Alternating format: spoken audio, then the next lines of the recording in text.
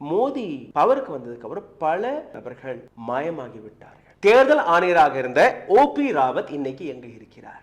தேர்தல் ஆணையராக இருந்த சுனில் அரோரா இன்னைக்கு எங்க இருக்கிறார்? யாருக்குமே தெரியாது. சுனில் சந்திரா தேர்தல் ஆணையராக இருந்த இந்த நபரையும் காணவில்லை. மே 15ஆம் தேதி 2022ஆம் ஆண்டிலிருந்து தொடங்கி பிப்ரவரி 18 2025ஆம் ஆண்டு வரை, அதாவது லோக்சபா 2024 அந்த காலகட்டத்தில் இருந்த chief election commissioner mister Rajiv Kumar எங்க இருக்கிறார்? 6 மாதங்கள் ஆகிவிட்டது. இந்த சர்ச்சை, இந்த போராட்டங்கள், இந்த கேள்விகள் அனைத்துமே அவருடைய டர்ன்ஓவரில் நடந்த தவறுகள். ஒற்றை வார்த்தை, ஒரு இடத்துல கூட அவரை பற்றி எந்த இன்ஃபர்மேஷனுமே கிடையாது.